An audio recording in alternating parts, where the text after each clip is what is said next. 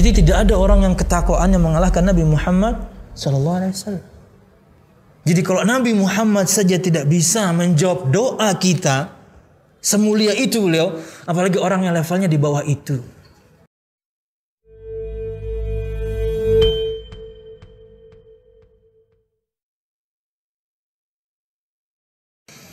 Assalamualaikum warahmatullahi wabarakatuh.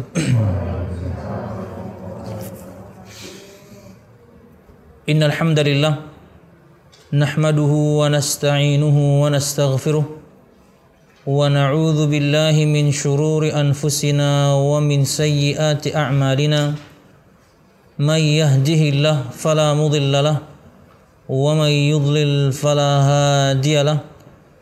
Ashhadu an la ilaha illallah wahdahu la syarika lah wa ashhadu anna Muhammadan abduhu wa rasuluh. Qala Allah Ta'ala fil Qur'anil Karim, a'udzu billahi minasy syaithanir rajim.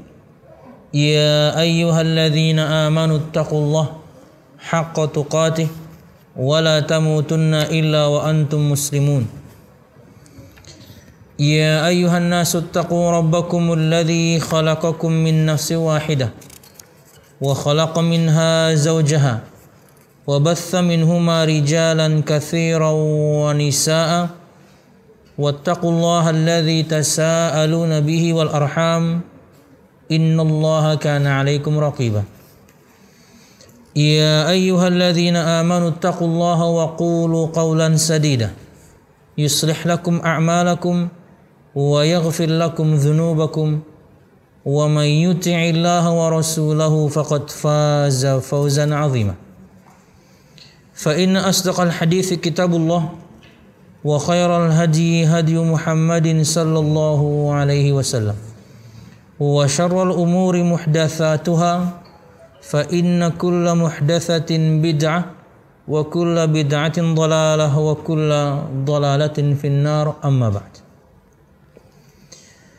Jamaah sekalian rahimakumullah, alhamdulillah segala puji dan syukur marilah kita haturkan kepada Allah Subhanahu wa taala. Kemudian salawat serta salam semoga selalu tercurahkan kepada junjungan besar Nabi kita Muhammad sallallahu alaihi wasallam, juga beserta para sahabatnya, keluarganya dan juga segenap kaum muslimin yang selalu berpegang teguh dengan Islam sampai hari kiamat kelak. Jamaah sekalian rahimakumullah, melanjutkan pembahasan kita pada kutaib atau buku saku yang berjudul Al-Usul Ats-Tsalatsah dengan terjemahan 3 landasan utama mengenal Allah Subhanahu wa taala, mengenal agama Islam dan mengenal Nabi kita Muhammad sallallahu alaihi wasallam. Karena 3 perkara inilah yang nantinya akan ditanyakan kepada kita semua di alam barzakh kelak. Kecuali tentunya sebagian di antara kita memiliki keutamaan hingga tidak ditanya. Karena ada sebagian orang yang tidak mendapatkan fitnah kubur. Fitnah kubur adalah pertanyaan yang dilayangkan kepada setiap orang di alam barzakh ketika dia dikebumikan. Pertanyaannya dari sekarang kita sudah tahu cuma 3. Siapa Tuhanmu? Apa agamamu? Siapa nabimu? Semua kita tahu jawabannya sekarang. Tapi di alam barzakh kelak tentunya berbeda-beda orang, ada yang bisa jawab, ada yang tidak. Tapi ada juga yang tidak ditanya. Seperti para nabi dan rasul, mereka tidak ditanya. Orang yang mati syahid di medan perang, mereka tidak ditanya. Di antaranya juga as-siddiqun, orang yang level imannya seperti Abu Bakar As-Siddiq, tidak ditanya. Kemudian orang-orang yang meninggal di malam Jumat, di antara yang juga tidak mendapatkan fitnah kubur. Dan ada yang lain lagi. Tapi tentunya kita berbicara secara umum, bisa jadi mungkin kita tidak masuk golongan tersebut, maka kita akan ditanya akan 3 perkara ini. Makanya namanya adalah 3 landasan utama, karena kita harus memahaminya sebelum semua kita tentunya meninggal, yang tentunya kematian bisa datang kapanpun. Jamaah sekalian rahimakumullah, Bahasan yang baru, ini bagian yang kedua. Perhatikan halaman 62. Kita baca matan bahasa Arabnya dulu. Kalau ulun perhatikan tadi ada 3 poin yang beliau sampaikan pada bahasan ini. Berarti 1 poin mungkin bisa kita selesaikan pada 15 menit. Kemudian 15 menit terakhir kita tanya jawab.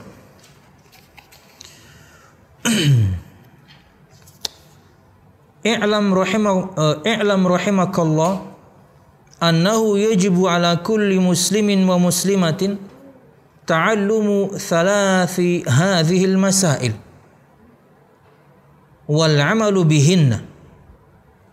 Al-ula anna Allah khalaqana wa razaqana wa lam yatrukna hamalan bal arsala ilaina rasulan faman ata'ahu dakhala al-jannah wa man 'asahu dakhala an-nar.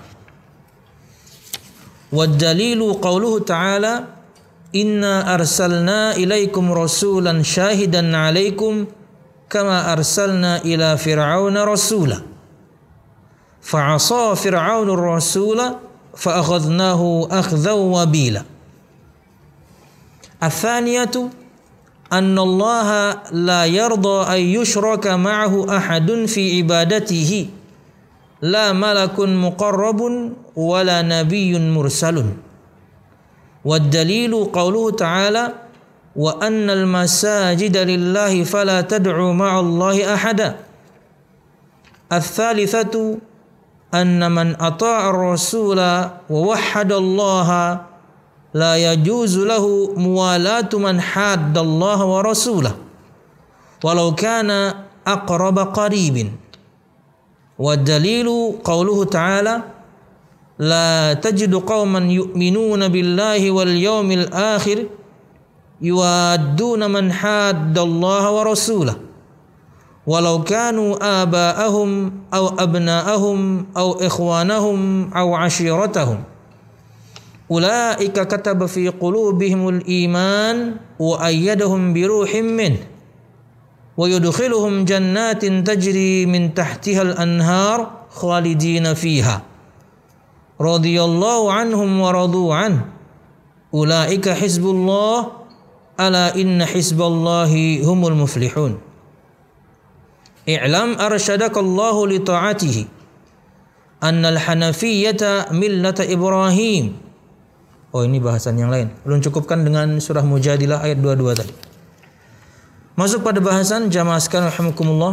Perhatikan terjemahannya di halaman 4. Ketahuilah semoga Allah Subhanahu wa taala merahmatimu bahwa setiap muslim dan muslimah wajib mempelajari 3 masalah berikut ini dan mengamalkannya. Yang pertama, bahwasanya Allah Subhanahu wa taala telah menciptakan kita dan memberikan kita rizki serta tidak membiarkan kita sia-sia. Bahkan Dia telah mengutus Rasul kepada kita. Barang siapa yang mentaatinya, maka ia masuk surga, dan barang siapa yang mendurhakainya, maka ia masuk neraka. Dalilnya adalah firman Allah Subhanahu wa taala dalam surah Al-Muzammil ayat 15 sampai 16 yang artinya adalah sesungguhnya kami telah mengutus kepada kalian hai orang-orang kafir Makkah seorang rasul yang menjadi saksi atas kalian sebagaimana kami dahulu telah mengutus rasul kepada Fir'aun. Maka Fir'aun mendurhakai Rasul itu, lalu kami siksa dia dengan siksaan yang berat. Jamaah sekalian rahimakumullah, perkataan beliau rahimahullah ta'ala, di antara perkara yang harus dipahami, dipelajari dan juga diamalkan oleh kita kaum muslimin adalah bahwasanya Allah Subhanahu wa taala telah menciptakan kita dan memberikan kepada kita rizki serta tidak membiarkan kita sia-sia. Dan dalil akan perkara-perkara ini begitu banyak Di antaranya firman Allah Subhanahu wa taala di berbagai macam surah yang menyebutkan akan bahwasanya Allah Subhanahu wa taala menciptakan kita. Contoh surah Az-Zumar ayat 62. Allah Subhanahu wa taala berfirman, Allahu khaliqu kulli syai'in. Yang artinya adalah Allah Subhanahu wa taala menciptakan segala sesuatu. Kata al-alamin, kalau kita biasa membaca surah Al-Fatihah, alhamdulillahi rabbil alamin. Alam itu terjemahan mudahnya semua ciptaan selain Allah pastinya. Jadi semua selain Allah itu makhluknya, itulah alam semesta. Jadi menerjemahkan alamin itu mudah. Semua ciptaan Allah Subhanahu wa taala di alam semesta ini. Karena semuanya makhluk Allah. Semuanya ciptaan Allah Subhanahu wa taala. Dan yang menciptalah yang berhak untuk disembah. Yang menciptalah yang berhak untuk disembah. Bukan kemudian makhluk.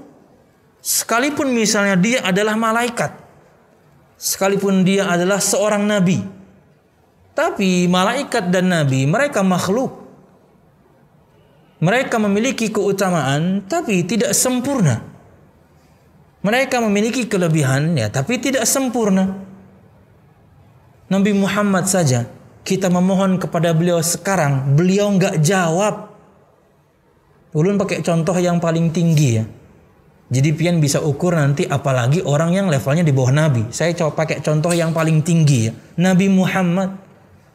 Anda minta kepada beliau sekarang, memohon berdoa kepada beliau sekarang, beliau enggak jawab.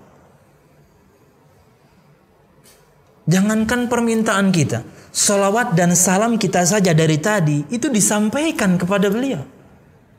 Lain ceritanya kalau kita pergi umrah gitu ya atau hajian, kemudian di antara syariat ketika kita di Madinah itu mengunjungi kubur beliau, maka ketika seorang menyampaikan assalamualaikum ayyuhan nabiyyu wa rahmatullahi wa barakatuh, beliau jawab.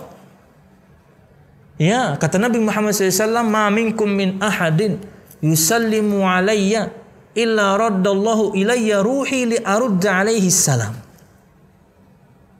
Tidak ada seorang pun di antara kalian yang menyampaikan salam kepadaku kecuali Allah akan mengembalikan kepadaku ruhku agar aku menjawab salamnya. Ruh Nabi Muhammad dikembalikan untuk menjawab salam, bukan untuk diminta-mintai. Ini orang yang pergi langsung ke sana. Tapi kita yang di Indonesia atau di negara yang lain, ketika menyampaikan salawat dan salam kita kepada Nabi Muhammad SAW yang bermakna pujian, disampaikan kepada beliau, beliau nggak dengar langsung, karena beliau bukan maha mendengar. Kata Nabi Muhammad SAW, Inna lillahi malaikah sayyahina fil ard yuballighuna an ummatis salam. Sesungguhnya Allah Subhanahu wa taala memiliki malaikat yang begitu banyak yang menyampaikan salam-salam umatku kepadaku. Jadi jauh itu disampaikan kepada beliau, fulan menyampaikan salam. Artinya beliau tidak maha mendengar. As-Sami' yang maha mendengar itu Allah. Semua kita mungkin pernah berdoa sesuatu spesifik, tentunya cuma dia yang tahu dan terkabul. Kalau belum introspeksi lagi, kenapa kok belum? Masih ada penghalang-penghalangnya. Maksiatkah yang banyak? Atau selama ini kita jauhkah? Ketika ada masalah baru rujuk kepada Allah kah? Kasarnya kemarin kemana aja pas ada masalah baru datang. Kita pasti pernah minta sesuatu spesifik, bahkan mungkin barang. Tentunya pasti Anda cuma yang tahu dan Allah berikan dengan caranya. Entah ada yang memberi, entah pian bisa beli, atau misalnya dalam masalah apa gitu ya dalam kehidupan, ya. Karena Anda mintanya tepat, benar kepada yang maha mendengar. Nah, minta kepada Nabi Muhammad SAW, beliau nggak jawab. Cara pandangnya adalah apalagi ada orang minta kepada orang-orang sudah meninggal dia dan bukan nabi pula. Sudah meninggal dia, hanya disebut bahwasanya dia orang soleh, dia wali. Sesoleh apapun orang tidak akan pernah mengalahkan kesolehan Nabi Muhammad SAW. Enggak ada. Siapapun orang di muka bumi ini, sesoleh apapun dia tidak pernah akan mengalahkan solehnya Nabi Muhammad. Makanya ketika ada satu berita sampai kepada Nabi Muhammad, ada orang yang, jadi ada 3 orang datang kepada istri Nabi Muhammad bertanya tentang bagaimana ketika beliau di rumah. Mereka pengen tahu ibadah Nabi Muhammad sedahsyat apa. Karena kalau di masjid ya biasa aja. Salat 5 waktu sama kaum muslimin, qobliyah, ba'diyah biasa. Mereka ingin nanya Nabi Muhammad kalau di rumah seperti apa. Akhirnya begitu diceritakan oleh Aisyah radhiyallahu anha, Nabi Muhammad itu kalau salat malam itu kakinya sampai bengkak. Disebutkan tumitnya sampai pecah-pecah. Disebutkan betis itu dari lutut ke mata kaki menjadi sangat kencang kulitnya karena lamanya berdiri. Dan rukuknya selama beliau berdiri. Sujudnya sama lamanya seperti lamanya beliau berdiri. Duduk di antara 2 sujudnya lamanya sama seperti beliau berdiri. Kamu jangan tanya bagaimana indahnya salat Nabi Muhammad SAW. Akhirnya mereka yang bertanya ini, waduh, ngeri sekali ibadahnya. Gak ada apa-apanya kita ini. Itu sholat sunnahnya aja begitu. Akhirnya seorang mengatakan, kalau begitu saya ingin puasa, saya nggak berbuka. Yang satu mengatakan, saya ingin menghidupkan malam, saya nggak tidur. Yang satu mengatakan, saya nggak nikah deh, ibadah aja udah. Sampai berita itu pada Nabi Muhammad SAW. Dan beliau kemudian mengatakan, ada apa ini? Saya mendengarkan berita seperti ini.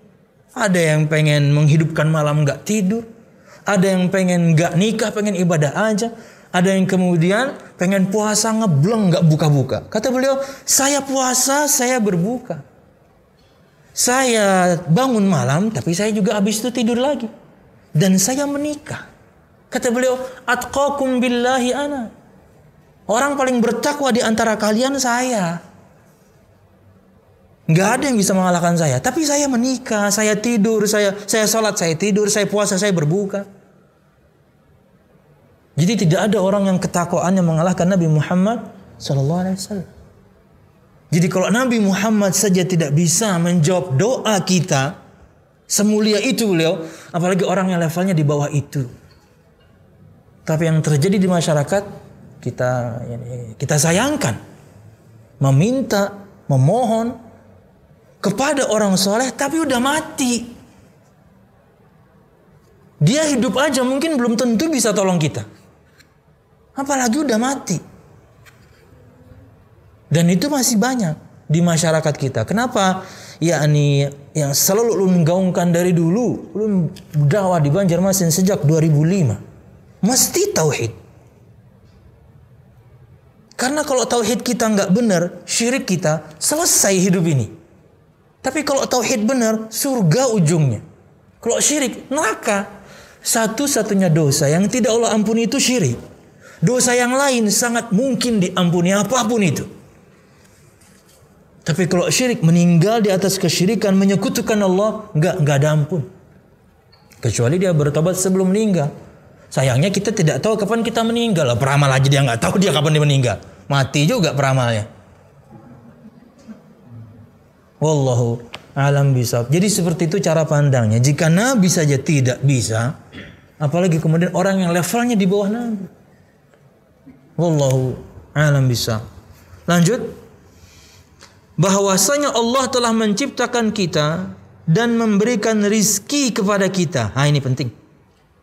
Allah Subhanahu wa taala berfirman dalam surah Saba ayat 24, Qul man yarzuqukum minas samawati wal ardi qulillah. Yang artinya adalah, katakanlah wahai Muhammad, siapakah yang memberikan rizki kepadamu dari langit dan dari bumi? Katakanlah Allah. Firman yang lain Az-Zariyat 56, innallaha huwar razzaqu dzul quwwatil matin. Sesungguhnya Allah Subhanahu wa taala dialah Maha pemberi rizki yang mempunyai kekuasaan lagi sangat kokoh. Jamaah sekalian rahimakumullah.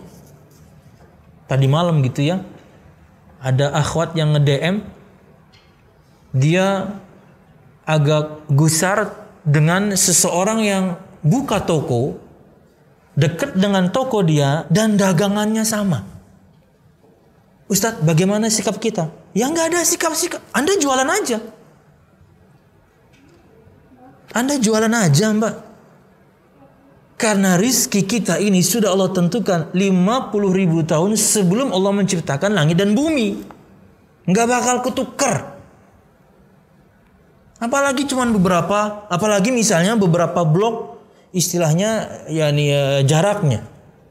Mungkin terjemahan blok mungkin ruko lah. Pian tahu Klayan? Siapa di sini orang Klayan? Ada orang Klayan di sini? Klayan itu, saya dulu di Klayan, kecilnya di Klayan A lebih tepatnya. Klayan itu sesekali lah pian ke sana. Klayan A, Klayan B, kanan kiri, semuanya warung. Lihat aja. Pian kalau belajar naik mobil, ulun pernah kursus di LPK tertentu, itu tantangan terakhir itu harus bisa lewat Klayan. Iya, karena sangat padat. Ini supirnya yang bilang, ini ujian terakhir. Kalau jalan-jalan yang lain gampang. Anda lolos lewat Klayan tanpa nyenggol orang, tapi kemudian mobilnya yang manual bukan matic, Anda jago. Karena ramai. Covid pun gak berani mungkin masuk sana Covid. Iya. Ini banyolan saya ya. Dari pertama gitu misalnya ada Covid di Klayan gitu, di gerilya, orang acuh. Tapi ya seperti itu. Kayaknya virusnya gak berani. Di sini orangnya cuek semua, kita cari tempat lain aja lah katanya. Karyawan PLN tuh kayaknya. Kanan kiri, depan, warung semua. Dagangannya mirip-mirip. Ada aja rizkinya masing-masing. Kenapa kemudian kita takut? Karena yang memberikan rizki Allah Subhanahu wa ta'ala. Orang kafir aja. Di zaman Nabi Muhammad SAW, itu ketika ditanyakan, siapa yang memberikan kalian rizki? Jawabannya Allah. Jadi kalau Anda Muslim, takut sama rizkinya, itu lebih parah daripada orang kafir di zaman Nabi Muhammad. Apalagi Anda punya pekerjaan, apalagi Anda punya skill kanan, skill kiri. Itu skill ya. Anda punya kebisaan gitu ya, apalagi sekarang tuh kebisaan yang sangat dibutuhkan banyak orang tuh desainer grafis gitu ya. Orang yang pintar akan website dan lain sebagainya. Anda punya kebisaan. Subhanallah. Tapi ada saja yang masih takut. Nabung. Mau sampai berapa Anda nabung sampai nikah? Kelamaan. Nanti incaran Anda diambil orang yang keyakinan rezekinya mantap. Hitung lo berapa gedung tuh aja, berapa mahar lawas itu. Kredit ini dulu, kredit itu dulu, kredit rumah, macem-macem. Incaran Anda sudah punya anak 3. Kenapa? Karena telat. Capcus saja. Ding, nikah kah? Sip kah? Rizkinya bang, gampang, kita kan begawi. Misal, boleh nggak nih sesama karyawan nikah? Boleh ya? Atau ada peraturan nggak boleh? Oh boleh ya, boleh lah. Biasanya kan banyak teman-teman itu nikah ya dengan teman seprofesi, jadi faham. Coba Anda lihat dokter, mesti istrinya orang-orang kesehatan juga, dan sebaliknya. Para ustadz gitu juga kadang-kadang nyarinya yang sekufu dengan dia. Mungkin sama-sama S1 agama atau dia S2 istrinya minimal S1 agama, biar nyambung ngomongnya, sekufu. Jadi seperti itu. Jangan sampai kemudian disalib teman yang keyakinan rizkinya lebih mantap. Kita ragu-ragu terus. Kena aja, harus punya rumah dulu, punya mobil dulu. Orang buat cucu dah. Biar jatah aja, ulun hadangi jandanya aja. Orang kadang menceraikan, kurang bungas. Rizki ya. Jadi harus yakin.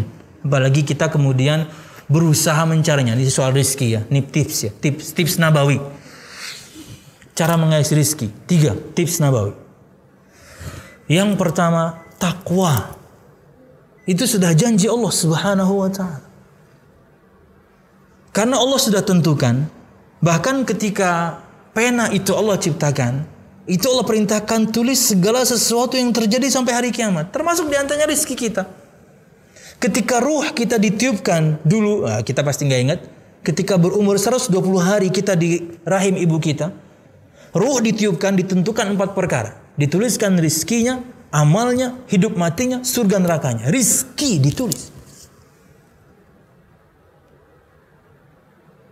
Makanya kadang ada orang yang mengatakan, kalau misalnya gitu ya, gimana kalau misalnya pabrik rokok itu kemudian ditutup, kan banyak karyawan gak punya pekerjaan, gimana rizki mereka? Allah yang nanggung mereka, kenapa ente ribut?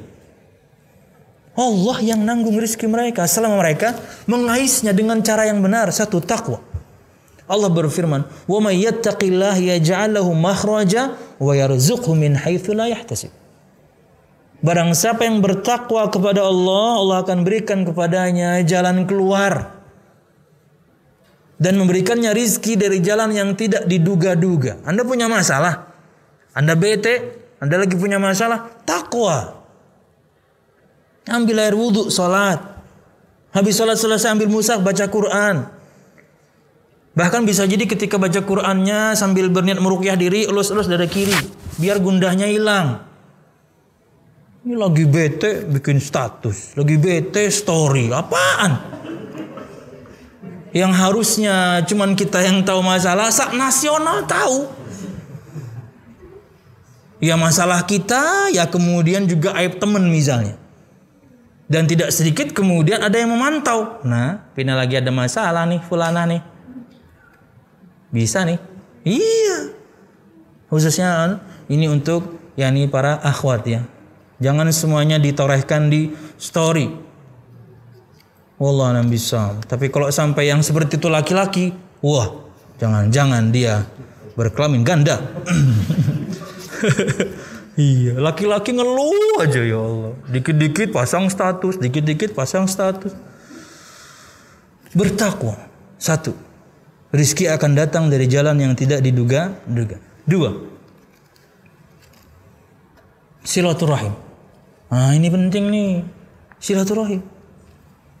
Menyambung tali silaturahim, khususnya orang-orang ring satu kita. Orang tua, saudara, paman, bibi. Sisanya baru kemudian ring 2 ke teman-teman. Kata Nabi Muhammad SAW, kata Allah Subhanahu wa taala, barang siapa yang menginginkan, barang siapa yang mau dipanjangkan umurnya, diluaskan rizkinya, sambung tali silaturahimnya. Kadang-kadang kita putus sih, tersinggung sedikit diblok kawan, tersinggung sedikit kada didatangi paman, tersinggung sedikit kada didatangi abah. Aduh. Padahal bisa aja misal doang ya. Kita baru punya rumah gitu ya, habis itu bingung kemudian pengen beli perabotan ya. Padahal bisa jadi teman yang kita blok, usahanya mebel. Mun sudah kawan tuh ya bisa lah sedikit digoyang. Dan kita paling nyaman itu kalau belanja ke orang yang kita kenal. Walaupun terkadang ada juga pangkawan lah menjuali kawan baik. Ngeri banar. Ini harga kawan aja sekalinya larang pada orang. Kawan macam apa itu? Tapi kita berbicara kawan secara umum ya. Harusnya lebih nyaman kita beli apa? Aku hanya tuntung rumah lagi hendak nukar perabot nah. Iya kak, aku berjualan mebel. Kau aja, ambil aja dulu. Gampang kena harganya di bawah orang. Amun ikam dapatakan hargaku di atas orang. Boleh kakaninya. Kredit pang kawalah. Kawa semampunya bayar ya. Nah, lengkap rumah akhirnya. Berhutang pang jadinya. Tapi kan lengkap. Temen, rezeki datang. Coba kemudian putus. Suatu saat ketemu. Semalam aduh nukar mebel kursi ini larang, kursi itu larang. Nukar kursinya kohler ade, larang benar harganya. Ya nih larang benar pas bertemu kawan. Coba ikam semalam kada memblok aku. Ku bari diskon. Hendak mereka kepai kan. Kenapa? Putus silaturahim. Apalagi sama orang tua. Wah, Anda bermasalah sama orang tua, hidup Anda susah. Jadi kalau misalnya selama ini hidup kita rada-rada susah, introspeksi aja. Kita ada masalah nggak sama bapak sama ibu? Ridho mereka, ridho Allah. Ulun pernah baca ya sinopsisnya doang ya, cerita pendeknya ya. Bosnya Trans 7 itu loh, Pak Hairul Tanjung. Tahu-taunya telusur punya telusur, baktinya sama emaknya luar biasa. Wajar aja seperti itu. Baktinya kepada orang tuanya luar biasa, walaupun ya ini contoh dari salafus saleh lebih banyak. Orang yang berbakti pada orang tuanya. Yang ketiga, ini yang pian lakukan sekarang, kerja. Kita bukan kemudian, atau pian yang perempuan, pian bukan Maryam yang kemudian duduk di mihrab, ting, makanan keluar. Pian kan bukan dia. Artinya kalau ada perempuan jadi nabi, Maryam sangat layak jadi nabi. Satu-satunya nama perempuan ada di Quran itu cuma Maryam. Antum cek aja.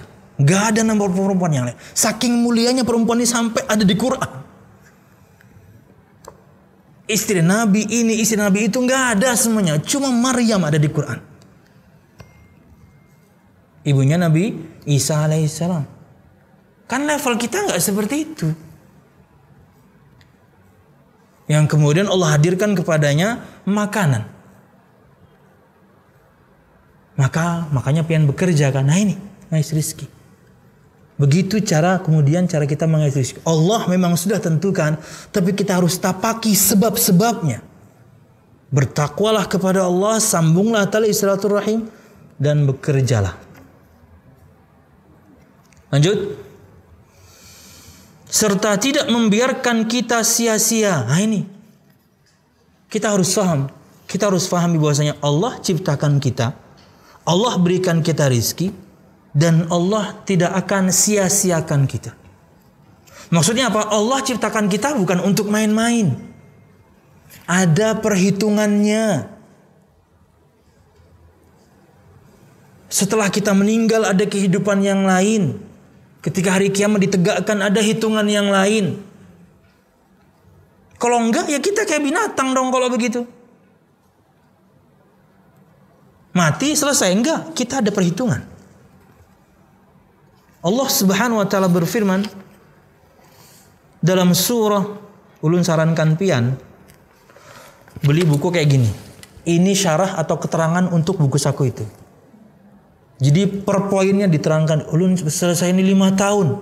Bahas ini 5 tahun. Dan ulun mau bahas ini mungkin ya mudahan setahun bisa selesai. Karena yang ulun baca waktu itu syarahnya. Jadi lebih luas. Tapi di pian ulun ringkas. Makanya waktu yang pertemuan pertama selesai ada aja yang komen, wah mantap nih ringkasan. Nah, ketahuan malesnya. Pengennya yang ringkasan doang. Oke, perhatikan dalam surah Al-Mu'minun 115-116. Pian kalau punya pensil di buku itu pian coret-coret. Penuntut ilmu itu bukunya kotor. Wah ada faedah, tulis. Di antaranya ayat-ayat yang sebutkan ini. Nggak usah ayatnya full, tapi kasih set Al-Mu'minun 115-116 buat tambahan. Atau nanti pian beli buku ini, Pak, nanti di koordinir aja Pak, beli Pak. Di toko material terdekat ada. Oke, perhatikan Allah berfirman, "Afa hasibtum annama khalaqnakum 'abathan wa annakum ilaina la turja'un? Fata'ala Allahul Malikul Haq la ilaha illa huwa." Yang artinya adalah, maka apakah kamu mengira bahwa sesungguhnya kami menciptakan kamu secara main-main saja? Dan bahwa kamu tidak akan dikembalikan kepada kami? Semua kita akan kembali. Orang yang tidak berimanlah mengira bahwasanya kalau mati itu selesai. Makanya ketika ada masalah, dia bunuh diri. Kenapa? Karena dia mengira dengan mati selesai. Dan tidak sedikit orang-orang yang tenar yang melakukannya. Iya kan? Ulun tidak katakan bab atau kasus-kasus yang overdosis, yang enggak, yang betul-betul bunuh diri. Ketenaran mereka punya, harta mereka punya semua. Kayak yang baru-baru ini dia punya semua. Narkoba juga. Ya Allah. Hah? Laki bini pulang. Iya. Ya kita ngikut-ngikut juga ya di searchingnya Instagram ada aja beritanya. Karena kan algoritmanya kayak gitu ya. Siapa yang kita follow, siapa yang follow kita, yang mereka lihat keluar di bagian searching kita. Mun ada yang memfollow, tandai. Mbah itu bertambah bagian search ini TikTok. Nah, ini orang ini berarti ini rancak nonton TikTok. Kan algoritmanya kayak gitu. Jadi pian jangan salah ketika misalnya pian follow ulun kemudian kenapa nih banyak TikTok? Yang follow ulun banyak. Dan mereka nonton macam-macam, jadi TikTok semua isinya. Wallahualam bisanya. Perempuan malunya udah habis. Perempuan yang di luar ya, bukan yang di sini, yang di luar. Ya. Aduh ya Allah. Nang bungas, nang kada, sabarataan. Yang ulun pikirkan nih, ulun punya anak nomor 1 sekarang sudah 17 tahun. Aduh gimana ya? Pusing juga ini. Perempuan saya pertama sudah 17 tahun. Sebentar lagi saya mungkin punya cucu ya. Ya. Apalagi kemudian adik-adiknya nanti gimana teknologi ini. Kalau tidak dari sekarang kita tanamkan pendidikan agama. Dulu tembok rumah ditinggiin selesai. Anak perempuan kita nggak bisa keluar. Sekarang mau setinggi apa keburukannya masuk lewat handphone kok. Kalau bukan kita sebagai orang tua yang mengawasi. Kalau kemudian ditiadakan nggak bisa mereka belajar aja pakai handphone, belajar pakai laptop, belajar pakai tablet. Allah berfirman, maka apakah kamu mengira bahwa sesungguhnya kami menciptakan kamu secara sia-sia dan bahwa kamu tidak akan dikembalikan kepada kami? Semua kita akan kembali. Maha tinggi Allah Subhanahu wa taala, raja yang sebenarnya tidak ada sesembahan yang hak selain Allah Subhanahu wa taala. Jadi jangan kira kemudian Allah Subhanahu wa taala ciptakan kita dan begitu mati selesai. No. Ada perhitungannya, ada pertimbangan, ada kelanjutannya. Ada alam barzakh yang mungkin sangat lama. Dihitung dari bisa jadi jeda antara dia meninggal sampai ditegakkannya hari kiamat lama. Tapi bisa jadi kemudian ada yang dekat. Karena jeda dia meninggal dengan ditegakkannya hari kiamat dekat. Tapi dia alam yang berbeda. Yang bisa menjawab pertanyaan malaikat 3 ini, nikmat dia dapatkan di alam barzakh. Yang tidak bisa, azab dari Allah Subhanahu wa ta'ala. Terlepas dari sinetron ilahi-ilahi berkaitan dengan misalnya jenazah-jenazah yang mengerikan padahal baru dikebumikan. Kalau di sinetron kan handphone tukang galinya tertinggal lalu dibuka, totonya mayatnya sudah hancur. Itu sinetron. Yang ulun bicarakan adalah kejadian nyata. Bahwasanya azab kubur dan nikmat kubur memang awalnya semuanya kepada ruh, tapi bisa berimbas ke jasad. Di zaman kita ini, artinya di tahun 2000-an lah, di zaman milenium lah. Satu pertanyaan dilayangkan kepada Syaikh Utsaimin yang mensyarah kitab ini, Syaikh Utsaimin yang pian mungkin nanti harus beli. Beliau ditanya, Syekh, kami ini adalah para pekerja dan kami ada tugas bikin tembok batas kota di Unaizah sana, di Saudi Arabia. Tapi, yakni tembok batas kotanya itu harus melewati kuburan. Harus ada beberapa kuburan yang digali karena melewati. Lalu kami sudah menggalinya secara berhati-hati sekali. Karena mematahkan tulang orang sudah meninggal sama seperti mematahkannya ketika hidup. Itulah kenapa diharamkan untuk dunia kedokteran pakai jenazah asli untuk dipelajari. Enggak boleh. Pakai dummy aja kalau pengen. Karena mematahkannya ketika dia sudah meninggal, nggak hati-hati, sama seperti dia hidup. Dia cuma alamnya berbeda. Makanya harus hati-hati. Ini kadang dibelah sini, belah situ, nggak boleh. Sekalipun di dunia kedokteran, ulun pernah ditanya itu dan ulun tanyakan mereka balik apa yang digunakan. Terkadang masih menggunakan itu Ustadz, tapi saya tidak tahu bagaimana bisa didatangkan jenazah asli. Nggak boleh. Kalau pengen pakai dummy, pakai boneka aja. Walaupun tentunya feel-nya pasti beda ya. Tapi nggak boleh, ini larangan agama. Jamaah sekalian rahimakumullah, kemudian digali, tak-taunya secara tidak sengaja tergalilah satu lahat dan terbongkarlah satu lahat. Dan keluar satu jenazah. Yang umurnya sudah puluhan bahkan mungkin ratusan tahun, tapi jenazahnya masih utuh. Ini di abad milenium ya, kita nggak berbicara zaman salafus saleh, nggak. Sekarang, tahun 2000-an lah. Dan disebutkan oleh mereka, kami masih dapatkan jenggotnya itu masih utuh, tapi pakai hinna. Jadi mungkin kakek ini sudah sangat tua. Orang kalau ubanan itu boleh kemudian pakai pacar. Orang kalau ubanan boleh kemudian rambutnya diwarna, tapi hindari warna hitam. Boleh pakai oranye, merah, terserah. Boleh. Pakai pacar lebih aman. Pakai obat, asal obatnya aman juga nggak ada masalah. Terlepas dari mungkin Anda juga ingin menyenangkan suami, nggak ada masalah, asal halal. Cuman cocokkan dengan warna kulit. Kalau warna kulit Anda rada gelap, jangan pakai yang merah. Ya, menyeramkan. Karena laki bulik ke rumah, a'udzubillahi minasyaitonir, sangkannya hantu. Karena Anda salah pilih warna rambut ya. Atau ketika sudah tua, mentang-mentang kemudian sudah ubanan, semir warnanya merah. Wah, pakai spike lagi. Wah, ini anak pang. Jangan.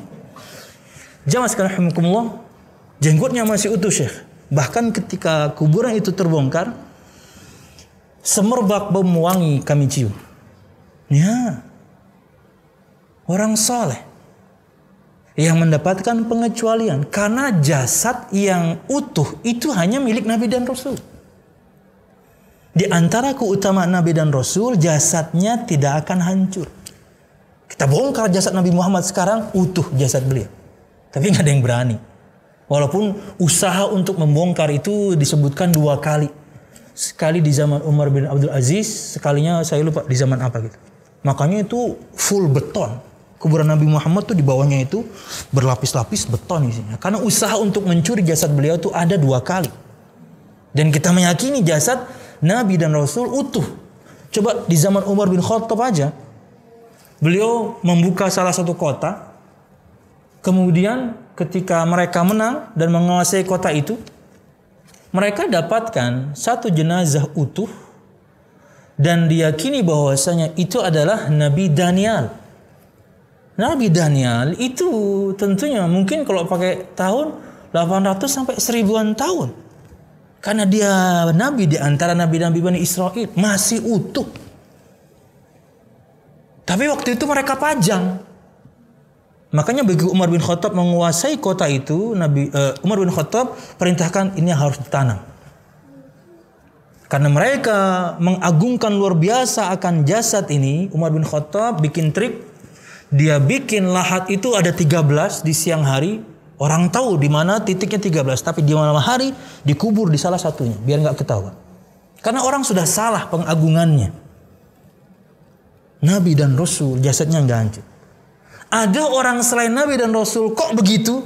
Karomah. Nah, pian kalau biasa mendengar istilah karomah ini. Kemuliaan yang dia dapatkan. Kapan? Yaitu di tahun 2000-an ada orang kayak gini. Wallahualam bishawab. Kayaknya di Indonesia juga pernah. Di Indonesia juga pernah. Di tahun-tahun seperti sekarang juga disebutkan. Dan ditelusuri dia adalah guru ngaji. Sudah puluhan tahun tapi harus dibongkar kuburannya. Utuh jasadnya. Kalau nggak salah di Bandung. Ya. Yang mengerikan tentunya juga ada. Yang mengerikan tentunya juga ada. Wallahu a'lam bishawab. Jadi kita akan dikembalikan, ini belum akhir dari segalanya, masih panjang perjalanan kita. Wallahu a'lam bishawab. Lanjut sedikit lagi, kayaknya kita selesaikan di poin yang pertama ini, nggak bisa kita 3 poinnya. Bahkan dia telah mengutus Rasul kepada kita. Nah ini nikmat yang lain yang kita dapatkan dari Allah Subhanahu wa taala. Ulun sering ulangi faedah ini. Kita kalau bukan Nabi Muhammad, kita nggak tahu cara ibadah.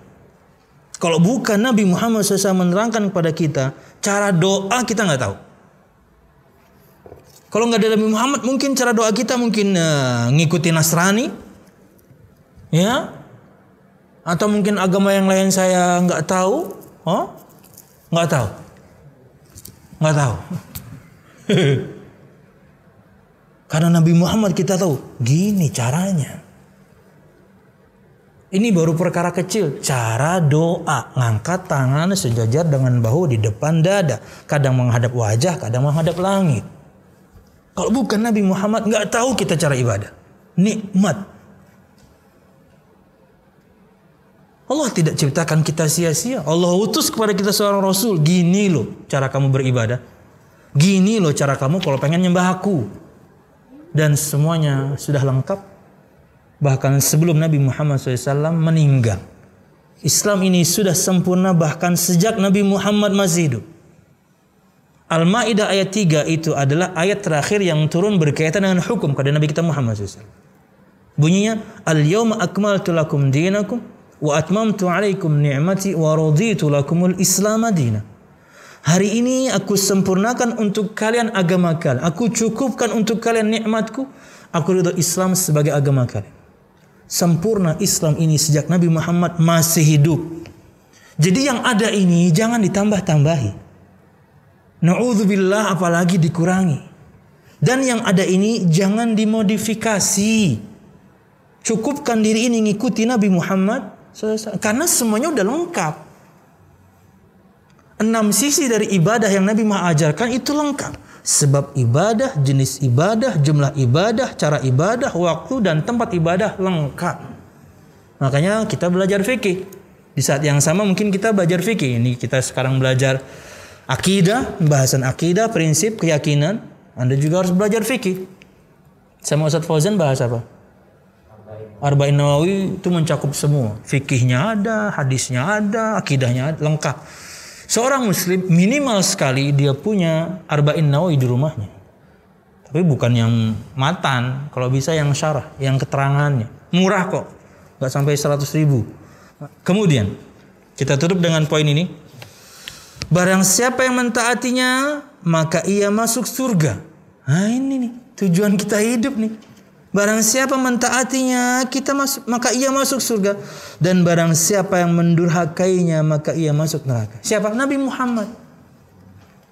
Kata Nabi Muhammad SAW, semua kalian masuk surga kecuali yang enggan.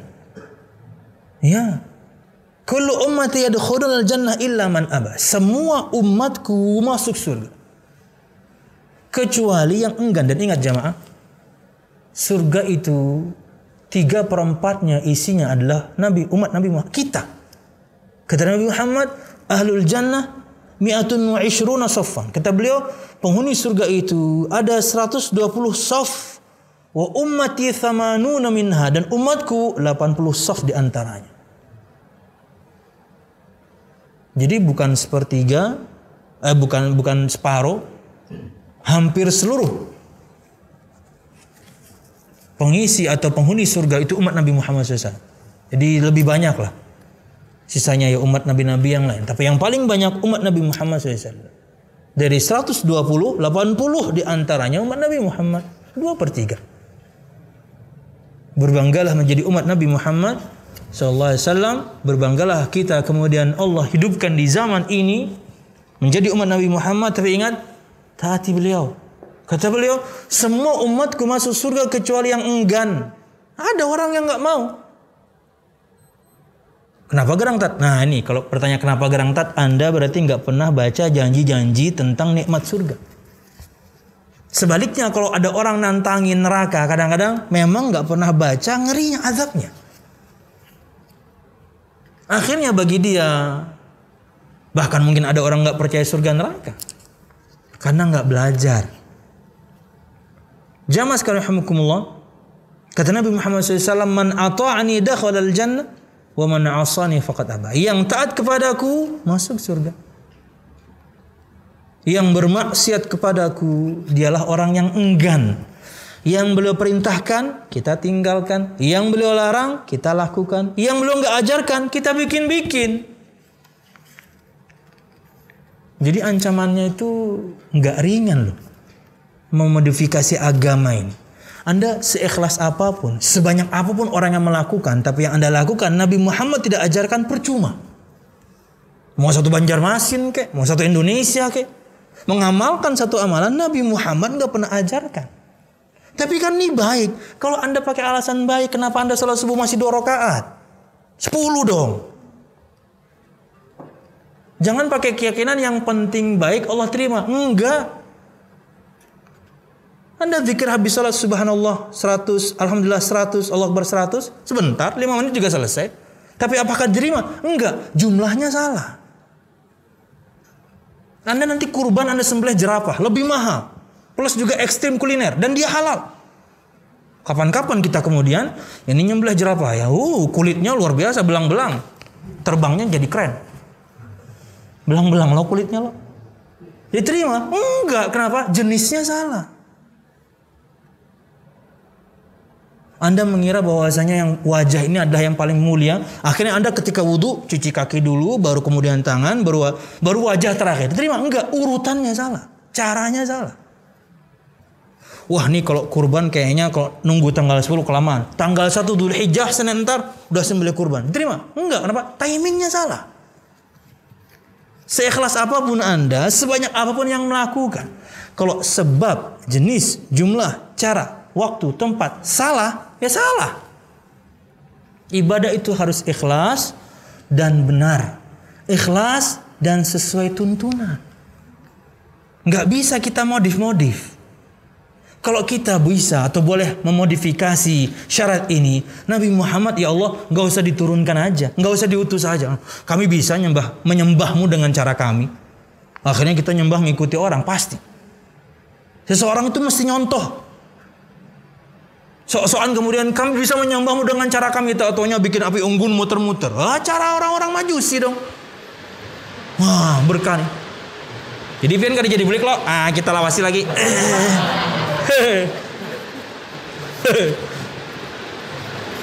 Ya. Taati Nabi Muhammad dan jangan bermaksud kepadanya. Kita tutup dengan ayat ini.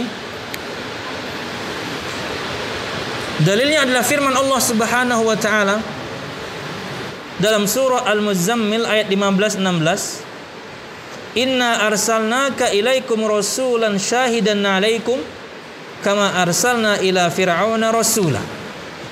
Fa'asa fir'aunur rasula fa'akhadnahu akhdhaw wabila. Yang artinya adalah, sesungguhnya kami telah mengutus kepada kalian hai orang-orang kafir Makkah seorang rasul, Nabi kita Muhammad sallallahu alaihi wasallam, yang menjadikan saksi atas kalian beriman atau enggak. Sebagaimana kami dahulu telah mengutus seorang rasul kepada Fir'aun, Nabi Musa, Nabi dan Rasul Musa. Maka Fir'aun mendurhakai rasul itu, lalu kami siksa dia dengan siksaan yang berat. Bahkan di antara siksaannya, jasadnya diabadikan, agar semua kita tahu bagaimana contoh orang yang mendurhakai seorang Nabi dan Rasul dan ngaku Tuhan. Fir'aun, Ramses III kalau nggak salah. Wallahu. Jadi Fir'aun yang di zaman Nabi Musa, kalau nggak Ramses II, Ramses III ya. Ada di di mana itu di Mesir lah ya. Wallahu a'lam bishawab. Ini yang bisa ulun sampaikan jemaah berkaitan dengan poin yang kedua dan yang ketiga.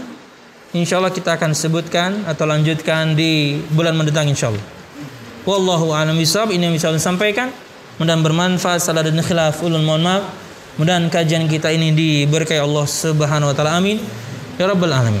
Jadi kita harus mengetahui Allah bukan cuma menciptakan kita, tapi tentukan rizki untuk kita.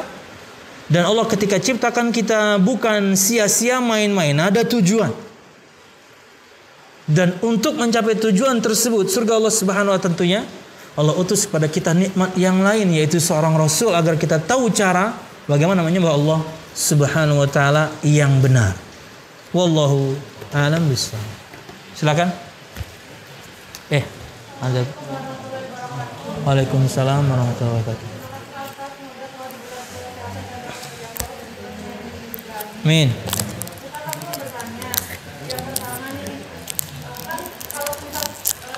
Berarti banyak pertanyaannya ya? Satu aja Mbak.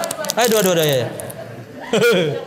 Iya. Itu kan kalau optimalnya nih kita tuh melakukan suatu ajaran kayak misalkan baca doa contohnya di atas misal aku dulu sekolah diajarkan oleh kurikulum pemerintah doa-doa mau makan, doa sudah makan dan lain-lain itu. Ya. Tapi aku tahu juga bahwa itu nggak diajarkan sama Nabi. Siap. Ketika aku melakukan itu karena misal kalau aku nggak melakukan nanti aku nggak akan dapat nilai atau nggak nilai. Jadi kita tuh terpaksa untuk melakukan itu gitu kan. Itu kita boleh apa enggak gitu. Itu yang pertama. Siap. Yang kedua kemarin aku ada dengar kalau surat At-Taubah itu nggak boleh dibacakan dengan bismillah. Surat Taubah. Ya. Yang pertama berkaitan dengan doa-doa yang kita pelajari dan tak taunya tidak sesuai dengan yang diajarkan Nabi Muhammad SAW. Kalau maknanya baik, maka tidak mengapa. Karena ini bahasanya adalah lebih afdal mana menggunakan doa-doa yang ada dalam Al-Quran, yang ada dalam hadis atau karangan sendiri. Pasti lebih afdal yang dalam Al-Quran. Pasti lebih afdal ada yang ada dalam Al-Hadis. Bukankah kita juga terkadang merangkai doa sendiri? Gak apa-apa sebenarnya. Yang salah kalau Anda meyakini itu dari Nabi Muhammad. Contoh misalnya Mbak, doa buka puasa yang kita kenal sejak kecil, itu hadisnya lemah. Allahumma laka sumtu, hadisnya lemah. Tapi kata para ulama, makna yang terkandung di dalam doa itu betul-betul penyembahan kepada Allah. Orang betul-betul meyakini akan rezeki itu dari Allah Subhanahu wa taala. Maknanya baik. Ketika Anda membacanya tapi Anda mengharapkan pahala, maka Anda salah. Kenapa? Nabi Muhammad enggak ajarkan itu. Cuman kalau Anda menggunakannya itu adalah sebuah rangkaian yang indah, enggak ada masalah. Ya, tapi meyakini itu dari Nabi Muhammad salah karena riwayatnya lemah. Itu contoh. Jadi ada terkadang hadis-hadis lemah tapi makna yang terkandung di dalamnya benar. Maka jalan keluarnya jangan yakini itu sabda, selesai. Contoh kayak doa yang pian pelajari selama ini. Anda tahu itu bukan dari Nabi Muhammad, tapi karena ini adalah ujian, ya jawab aja. Tapi Anda meyakini itu bukan dari Nabi Muhammad. Rangkaian banyak doa-doa itu, yakni yang dirangkai oleh para ulama. Dan kita bisa merangkai sendiri. Kita lebih tahu apa yang kita butuhkan kepada Allah. Minta aja sendiri. Cuman bedanya ketika salat akan lebih baik.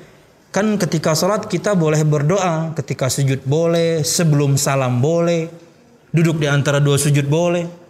Ya, silahkan Anda berdoa. Itu tempat-tempat yang luar biasa. Bahkan yang sebelum salam itu di antara yang paling dahsyat. Sebelum salam itu momen berdoa sebenarnya. Maka seorang boleh berdoa dengan yang ada dalam Al-Quran atau yang ada dalam Al-Hadis. Bahasan berkaitan dengan bolehkah membaca doa dalam salat tapi doanya itu ada di Quran. Karena perdebatannya berarti dia baca Quran ketika sujud. Berarti dia baca Quran ketika tahiyat. Maka ketika Anda membacanya niatnya berdoa, boleh. Anda tidak sedang baca Quran. Anda sedang berdoa, tapi doanya itu ada di Quran. Dan itu yang paling baik. Lu sarankan pian ya. Mau Android atau iPhone, download aplikasi apa doanya. Apa doanya? Di Android ada, di iPhone juga ada. Android dan apa sih? Ya App Store sama Play Store. Ya App Store ada dua. Apa doanya? Itu di antara doa-doa yang warid dari Nabi Muhammad SAW. Ada bagian searchingnya juga. Pian cari ketemu. Doa kalau apa gitu semuanya keluar. Doa dengar petir aja ada kok. Kurang detail apa agamanya? Doa dengerin petir. Cetir, ada doanya itu. Doa lihat orang misal cacat ya, atau doa lihat orang yang misal ada kekurangan, ada doanya. Bersyukur kepada Allah, alhamdulillah nggak seperti dia. Nabi Muhammad ajarkan lengkap. Silahkan download. Wallahu a'lam bishawab. Jadi berkaitan dengan rangkaian doa yang kita buat, nggak apa-apa, tapi tidak lebih utama. Yang lebih utama dari firman Allah, dari sabda Nabi Muhammad sallallahu alaihi wasallam. Dalam kasus pian menjawab pertanyaan, ya jawab sesuai yang di kurikulum, tapi jangan yakini itu dari Nabi Muhammad SAW karena dia tidak ada. Wallahu a'lam bishawab. Yang kedua, apa tadi Mbak? Oh, surah At-Taubah. Disebutkan kenapa ada pendapat tidak membaca bismillah ketika membaca surah At-Taubah, karena ia sebenarnya sambungan dari surah sebelumnya. Apa sebelumnya? Al-A'raf? Al-A'raf apa Al-Anfal sih? Dia sambungan sebenarnya. Cuman kemudian Al-Anfal ya. Jadi itu salah satu pendapat. Kenapa kemudian tidak ada bismillahnya? Karena ia adalah bagian dari surah sebelumnya. Cuman diputus. Wallahualam bisa. Tapi kalau misalnya Anda memulai membaca Al-Quran, Anda berta'awudz, Anda bismillah, ya nggak ada masalah. Misalnya ngaji, Al-Anfal selesai, Anda kemudian beraktivitas seperti biasa. Besoknya pengen nyambung, ya nggak mungkin nggak baca bismillah. Perkara yang baik Anda harus mulai dengan bismillah. Cuman ia bukan bagian dari surah. Bukan bagian dari surah. Anda berbismillah, Anda mengacarkan bismillah karena ingin memulai sebuah kebaikan. Ta'awudz kemudian bismillah. Ingat ya, kenapa kita ta'awudz? Karena syaitan ketika kita ngaji pun dia akan ganggu. Tidak sedikit di antara kita ketika membaca Al-Quran pengennya tuh cepat, pengennya sedikit, pengennya pendek. Karena kita sudah tidak bisa dihalangi untuk membaca. Minimal membacanya jangan banyak-banyak. Apalagi misalnya kayak seorang baca Al-Quran kemudian ketemu dengan ayat-ayat As-Sajdah atau ayat-ayat yang kemudian disyariatkan untuk sujud tilawah. Itu disebutkan kata Nabi Muhammad, jika seorang baca Al-Quran kemudian sampai ke ayat-ayat itu dan dia sujud, kata Nabi Muhammad, tanahha minhu syaitan yabki.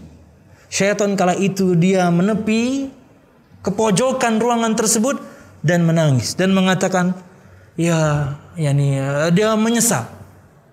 Dulu aku diperintahkan untuk sujud tapi aku tidak sujud, dan hamba yang ini diperintahkan sujud dan dia langsung sujud. Syukurnya kita nggak dengar dia nangis. Kalau kita dengar, waduh, nggak jadi baca Quran. Jangan gitu juga.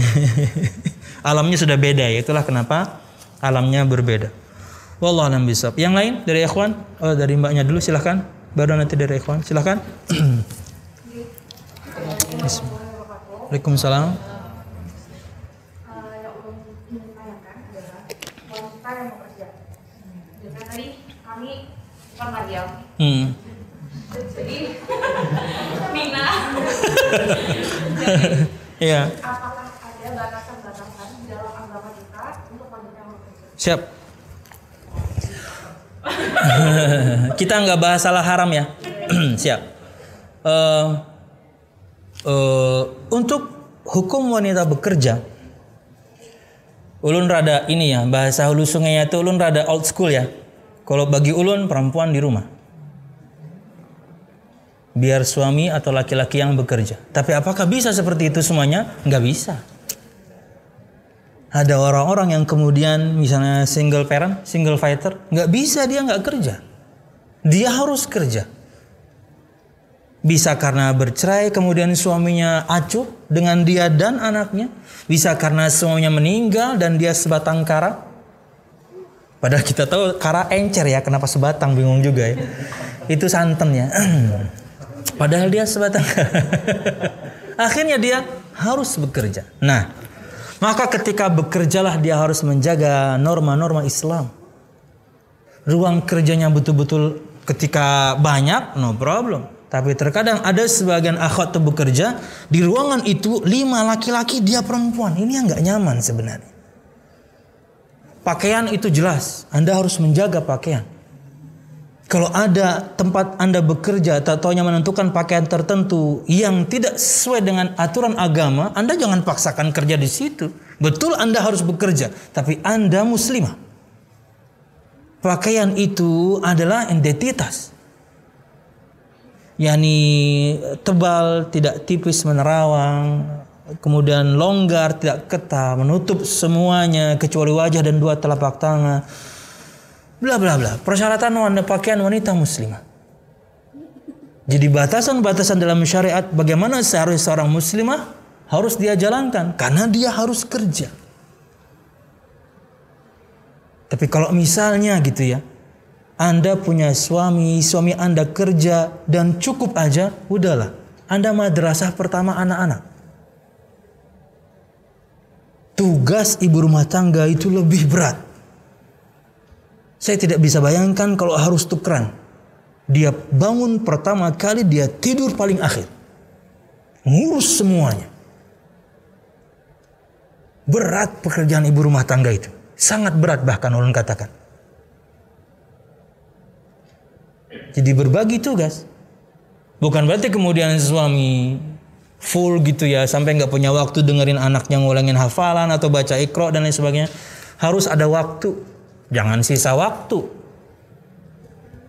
Paling nyaman mungkin habis subuh gitu ya. Apalagi zaman pandemik, mungkin Anda sholat di rumah, habis sholat, tungguin. Yang mau setor hafalan ayo, yang mau baca Quran ayo. Harus punya waktu bapak-bapak. Jangan sampai pahala dia baca Quran diambil guru TPA semua. Dia bisa baca Quran itu kan karena gurunya.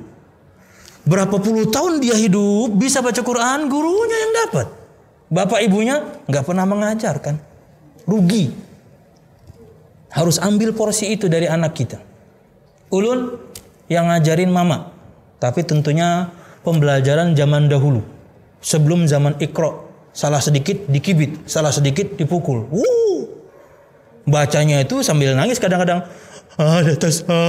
Karena salah dipukul zaman itu ya. Jadi begitu mbak ya. Jadi untuk ulun pribadi, selama saya atau laki-laki yang lain masih bisa bekerja, bismillah. Tapi ada bab-bab tertentu di mana perempuan harus kerja, apalagi di bidang tertentu. Ya, dulu ulun ingat sekali waktu anak ulun pertama di Banjar ini cuma satu dokter spesialis kandungan, cuma satu waktu itu. Sekarang alhamdulillah makin banyak. Kita lebih nyaman, lebih tenang. Istri kita diurus sama perempuan. Berarti perempuan kerja kan? Perawat juga demikian. Kita lebih nyaman, kemudian istri kita dirawat sama perempuan juga. Jadi ada titik-titik tertentu memang harus perempuan yang kerja. Tapi di luar itu, maka yang selama laki-laki bisa, bismillah. Dan kemuliaan kita sebagai laki-laki itu di situ. Memberikan nafkah. Kemuliaan kita sebagai laki-laki itu karena kita menafkahi. Ada terkadang sebagian akhwat bertanya, Ustadz, saya ingin membantu ekonomi keluarga. Boleh. Anda punya kebiasaan apa? Bisa nggak dikerjakan di rumah? Bisa, Ustadz. Mantap. Mungkin dia pintar masak, bikin catering, bisa jahit. Semuanya bisa dilakukan di rumah sekarang itu. Apalagi zaman sekarang bisnis freezeran luar biasa. Bisnis makanan frozen food. Wallah alam bisawab. Jadi kalau memang Anda harus bekerja, maka perhatikan berpakaian Anda, kemudian norma-norma yang lain, tidak berdua-duaan dengan laki-laki. Ya, apalagi sampai kemudian karena tugas perusahaan safar sama non mahram. Ini gimana? Jangan mengatasnamakan Anda single fighter tapi kemudian yang haram Anda terobos semua. Gimana dong? Yang ngasih rizki kan Allah, tapi perintah Allah Anda tidak lakukan, larangan Allah tidak Anda tinggalkan, nggak nyambung. Jadi tetap kemudian harus dengan batasannya. Makanya ulun sebelum pandemik ya, setiap pekan itu ada saja pengajian di dinas-dinas semua. Itu biasanya di antara nasihat ulun sampaikan kepada pimpinannya, Pak, kalau memang ada tugas yang mengharuskan karyawan ini keluar kota, kalau bisa laki-laki saja, Pak. Jangan yang perempuan. Ustadz, tapi tugas itu cuma dia yang bisa, perempuan. Belikan tiket buat suaminya. Agar jangan sampai Anda sebagai pimpinan mendukung dia bermaksiat kepada Allah safar tanpa mahram. Gitu ya, Ustadz? Gitu, Pak. Minta aja anggarannya sama negara. Kok yang laki-laki ya nggak apa-apa lah dia sendirian. Tapi Ustadz, bagaimana istri mau ikut? Ya kalau bapak mau belikan istrinya tiket. Ya, sekalian akomodasi hotel 2 malam. Ya, subhanallah. Godaan itu luar biasa jamaah. Bermaksiat di tempat yang kita tidak dikenal di sana itu lebih mudah. Bermaksiat di tempat yang kita di sana tidak dikenal orang lebih mudah. Makanya kata Nabi Muhammad SAW, ar-rakibu syaitan war-rakibani syaitana. Wathalatsatu rakbun. Orang yang bepergian sendiri setan. Yang berdua setan juga. Bertiga itu baru namanya safar. Artinya syaitan suka orang itu kalau bepergian sendirian. Berdua aja dia masih bisa goda kok. Kalau sudah bertiga, nah ini. Pilih juga teman safar yang soleh atau soleha. Perempuan pasti dengan suaminya. Yang soleh, pilih teman itu. Jangan nang layau. Kita di bawahnya layau. Iman kita nih tipis. Karena dia juga nang kenal kita di sini aja. Ayo aja, ayo. Jadi karena bab tertentu perempuan harus bekerja, no problem. Tapi jaga norma Islam, jaga identitas Anda sebagai seorang muslimah. Tidak bermudah-mudah kemudian berduaan dengan laki, cicet dan lain sebagainya. No. Harus ada batasan. Tapi Anda memang harus bekerja. Wallahu a'lam bishawab. Ulun ada kasus cukup aneh ya. Ada seorang akhwat, boleh nggak Ustadz ke dokter kandungan tapi laki-laki? Kenapa Mbak? Yang perempuan nggak ada.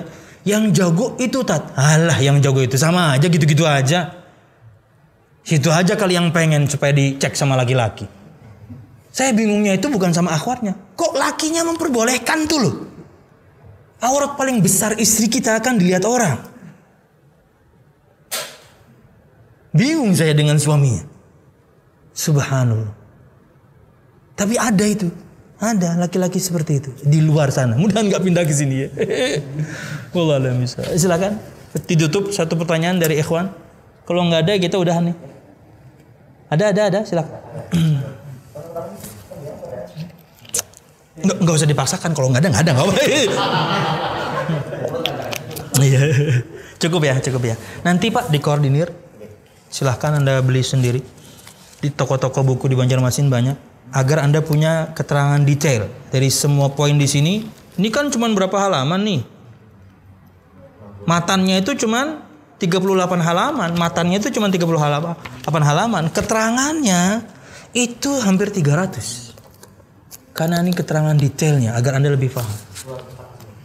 Ini dari pustaka apa ya? Darul Haq. Ini syarahnya. Jadi kitab para ulama itu mesti seperti itu. Matan, redaksi inti, pendek-pendek. Nanti ulama berikutnya baru menerangkan lebih detail. Seperti itu. Kayak Sahih Bukhari. Sahih Bukhari itu tanpa ada pengulangan nggak sampai 5.000 hadisnya. Tapi begitu diterangkan oleh Imam Ibnu Hajar jadi Fathul Bari 13 jilid. Terjemahannya 59 jilid. Karena banyak kemudian istilah yang harus diterangkan di footnote, akhirnya butuh halaman yang banyak. Wallahu a'lam bishawab. Jadi seperti itu. Kita tutup dengan doa kafaratul majlis. Semoga majlis kita diberkahi Allah Subhanahu wa taala. Amin ya rabbal alamin. Subhanakallahumma bihamdika asyhadu an la ilaha illa anta astaghfiruka wa atubu ilaik. Wassalamualaikum warahmatullahi wabarakatuh.